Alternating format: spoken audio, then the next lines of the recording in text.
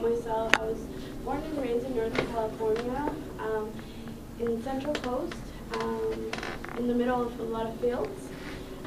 Growing up, there was a lot of struggle, but it wasn't very seen like in LA. When I moved to LA, I became more and more aware of social justice. And my first major was psychology, but I switched it double major because Chicano studies was something that really inspired me and something that I felt passion for.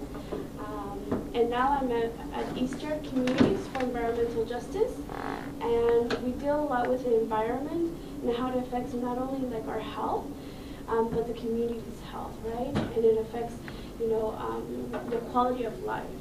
So in LA, it's a lot different than Northern California, but I see those parallels, right? In Northern California, it's a lot of fields, it's a lot of pesticides, but when you talk about LA, it's a different kind of contamination, right? It's trucks that we see on the 710 freeway, on the 5 freeway.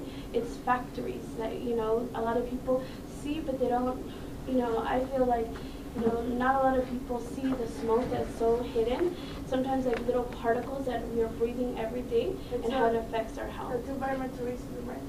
Yes, that is correct. And it's all due to that, right? It's only a group of people that are always next to these toxins, right? And it's primarily Latino and African American and minorities or people of color. So we're going to talk about a little bit about that. I'm trying to upload a video. So, let's see, for Wi-Fi stuff. Is this one? It's La CAUSA too. And I don't need a password, do I? I think you do, yeah. Let me put Okay, go ahead. Tell me what is it, Tony?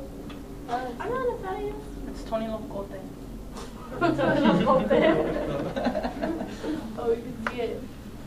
What does that say? Oh, you can see it now. You can click on the hide. That's okay, we can see it. DC. Or Got it. You got it? Everybody get it? A lot. DC. Send a message. Watch them change it tomorrow. There it goes. It's on my Wi-Fi, bro. Still sucks. I love it up here. I think it'll pop up. Okay. Of course. Don't you have Wi-Fi on your phone? Like the internet? So I guess while it's loading up, I can talk about a little bit about Eastern Communities for Environmental Justice. So we're a community-based organization that was started about 10 years ago with people in the city of Commerce who saw, people getting sick. There were higher rates of cancer and asthma. And especially as you get closer to the train, there's a street that's nicknamed Cancer Alley, because most of the people there have had at least one person in their home are getting sick of cancer. So they were concerned and they saw that and they were like, this is not a coincidence.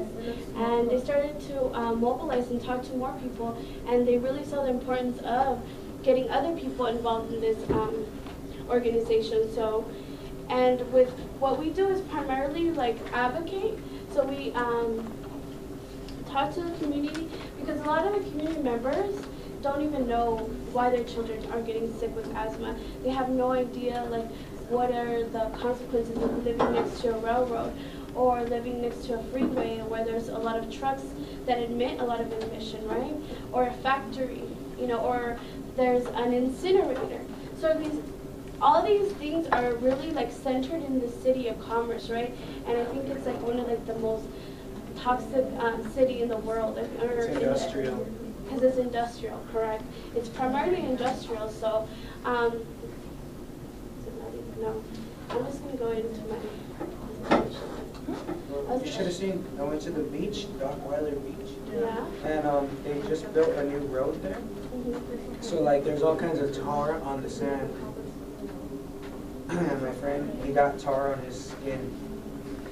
So he was like, what the hell? This is weird. Yeah. So here we go. So we're Eastern Communities for Environmental Justice, and so the way we do a lot of our work is through three different ways, right? We have base building, and does anybody kind of have an idea what base building means, since you all are pretty social justice kind of oriented? base building. So what I mean by base building is that we make sure that we build leaders in the community, right? Build their leadership skills, build their power to determine what they would want to see in the city, right?